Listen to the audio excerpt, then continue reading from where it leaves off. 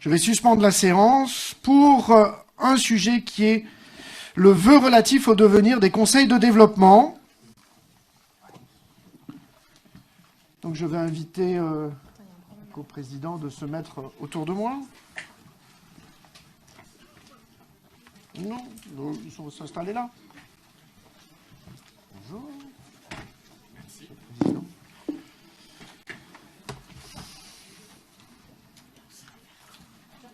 Donc je vais leur laisser la parole pour évoquer ce sujet, qui est un sujet qui concerne évidemment la métropole de Grenoble, mais pas seulement, qui est un sujet national, dans le cadre de débats nationaux au Parlement, dans les deux chambres. Donc je laisse la parole d'abord à Marie-Christine Simian.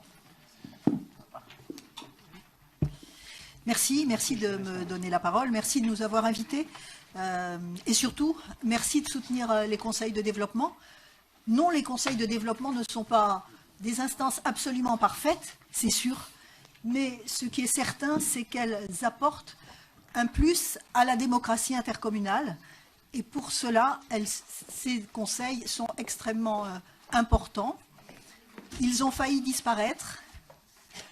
Un joli scud envoyé par quelques sénateurs qui, vraisemblablement, ne savaient pas ce que pouvaient apporter les conseils. C'est sans doute simplement par méconnaissance que le vote a été orienté comme ça. Pour ceux qui les ont vus fonctionner, je crois qu'ils peuvent être un peu plus convaincus. Et voilà, des marges de progrès, bien sûr, nous en avons. Il reste encore des passages obligés que sont le débat à l'Assemblée nationale, la commission mixte paritaire, je crois que c'est son nom, où là c'est le rapprochement entre les avis du Sénat et des sénateurs et des députés. J'espère qu'ils se mettront d'accord pour que vive cette part de la démocratie intercommunale. Et nous allons arriver aussi au temps des bilans.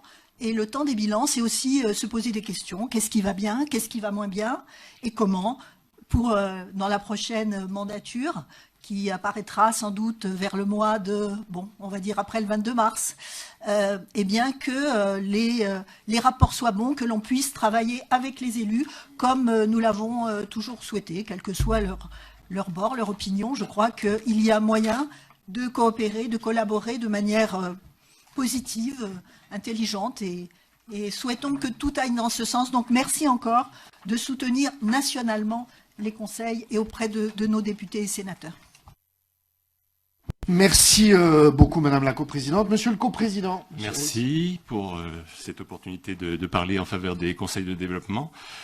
Le SCUD, comme il a été dit, est assez surprenant parce qu'on a vu au cours de l'année passée la nécessité du dialogue.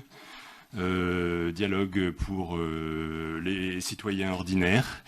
Est-ce qu'il y a des endroits en France où l'on peut rassembler 120 bénévoles, comme à Grenoble, qui travaillent sur des sujets aussi complexes et divers que le plan local d'habitat, déplacement, transition économique, manifeste métropolitain?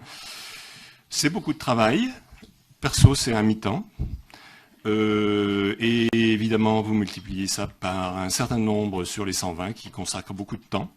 Ces gens-là, on ne les attire pas avec du vinaigre, il faut les motiver et avoir des débats au niveau national où on dit qu'on est des fumistes, que l'on est des irritants, c'est démotivant. Voilà.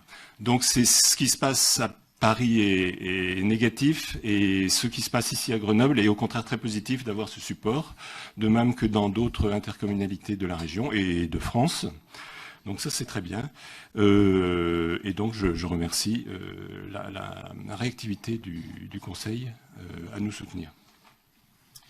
Merci beaucoup. Je vais laisser la coprésidente du groupe MET, Francie Mégevant, tout simplement présenter le vœu collectif relatif au devenir des conseils de développement. La parole est à Francie Mégevant. Restez là. Merci, Monsieur le Président. Bonjour à toutes et à tous. Effectivement, nous partageons les inquiétudes qui viennent d'être évoquées et notre majorité donc souhaite émettre un vœu à cet égard. Mesdames, Messieurs, depuis plus de 20 ans, les conseils de développement sont des instances de démocratie participative au niveau intercommunal. Constitués de citoyennes bénévoles et citoyens bénévoles représentants et représentantes des milieux économiques, sociaux, culturels, éducatifs, scientifiques, environnementaux et associatifs, ils permettent de faire émerger une parole citoyenne et collective quant aux problématiques d'intérêt général et contribuent ainsi à enrichir les décisions des collectivités.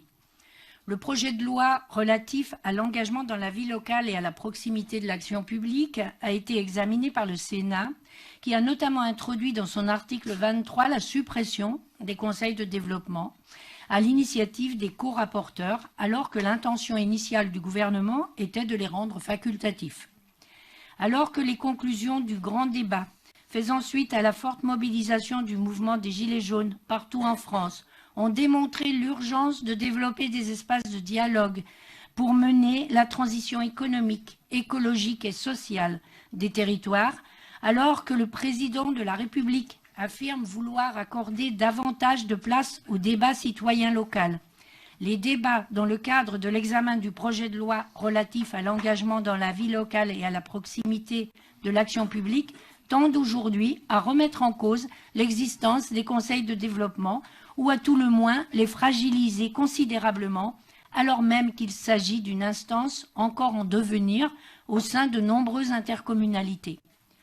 À l'heure de la nécessaire concertation avec nos concitoyennes et concitoyens, de l'indispensable approfondissement de la démocratie participative et de l'écoute accordée à chacune et chacun, il importe de réaffirmer que les conseils de développement ont toute leur place pour contribuer, qui plus est à titre gracieux, à la réflexion quant au devenir de nos territoires et des relations interterritoriales à organiser et à renforcer pour répondre au mieux aux attentes de l'ensemble de nos concitoyens et concitoyennes. En ce sens, il importe que le projet de loi relatif à l'engagement dans la vie locale et à la proximité de l'action publique qui sera adopté préserve et pérennise ces instances de la démocratie locale, contribuant à répondre aux aspirations citoyennes individuelles comme collectives, à se saisir et participer pleinement à la chose publique.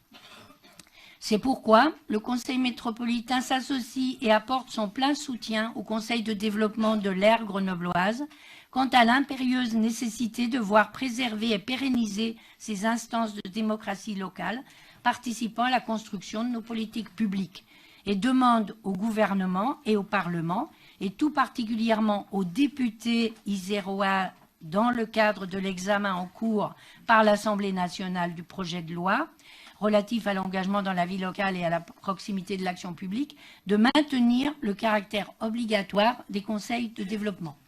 Je vous remercie.